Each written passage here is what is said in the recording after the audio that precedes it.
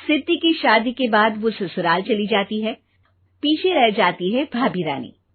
सिद्धि के ससुराल जाते ही भाभी कहती है, अरे वाह जी वाह, सारे कपड़े मेरे। हाय रे पैंट, अरे वाह वाह, मजा आ जाएगा। अरे ये सिद्धि की अलमारी के सामने खड़े होकर क्या बड़बड़ा रही है? जाकर देख मेहमानों को विदाई की मिठाई मिली कि नहीं। अब हाँ माँ जी, क्यों नहीं, लेकिन पहले कपड़े तो बदल लूं। अब रानी आ जाती है सिद्धि के उन कपड़ों में जो वो ससुराल जाने से पहले घर छोड़ जाती है। अरे रानी, कुछ दिन रुक जाती। अरे ये तो सिद्धि बिटिया को मैंने ही दिया था, बड़ा ही फबता था उस पर, तुझ पर तो कुछ खास नहीं लग रहा। अब वो ना मेरे सारे कपड़े गीले थे तो सोचा पहन लूं। वैसे भी सिद्धि को कौन सा दिन पुराने आउटडेटेड कपड़ों को पहनना है। वैसे भी ये सूट तो मैंने तभी पहना था, वैसे खास है भी नहीं ये। हाँ ठीक है, लेकिन ना मेरी सिद्धि पर तो जमता था। सारे मेहमान चले जाते हैं और सिद्धि ससुराल से मायके पहली बार आती है। अपना घर, अपना कमरा, अपनी अलमारी। ये बोलकर जैसे ही सिद्धि अलमारी खोलती है तो सामने उसके कपड़ों की जगह कुछ और ही रखा होता है।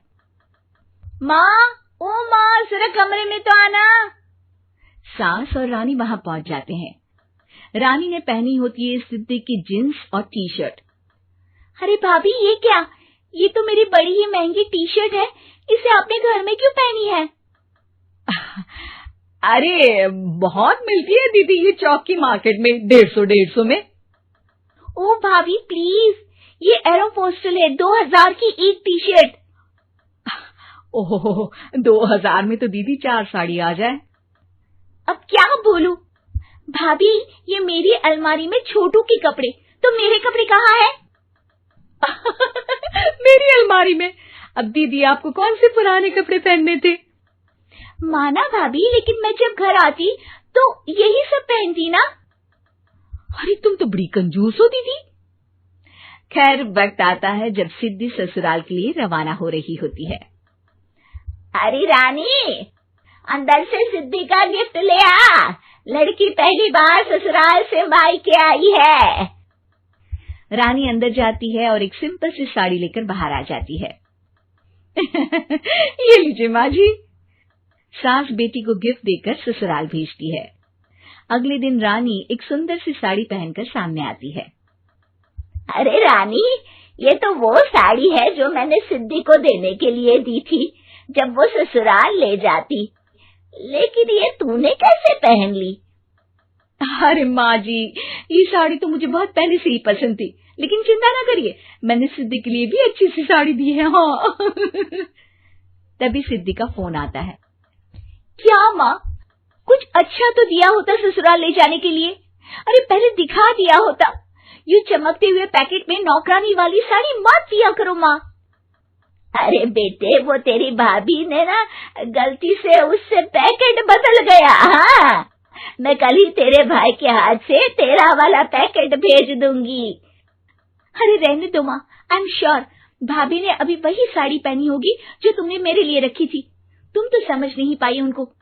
खैर छोड़ो, मैं ज्यादा बोलती अच्छी नहीं लगती, रहने दो, आपको उन्हीं के साथ रहना है, फिर बात करेंगे। सास को रानी पर गुस्सा आ जाता है। वो उसके कमरे में जाती है जहाँ वो शादी का एल्बम देख रही होती है। रानी, मार्केट जाकर एक ऐसी ही साड़ी लेकर आ, कल प्रतीक जाकर सिद्धि के घर दे आएगा।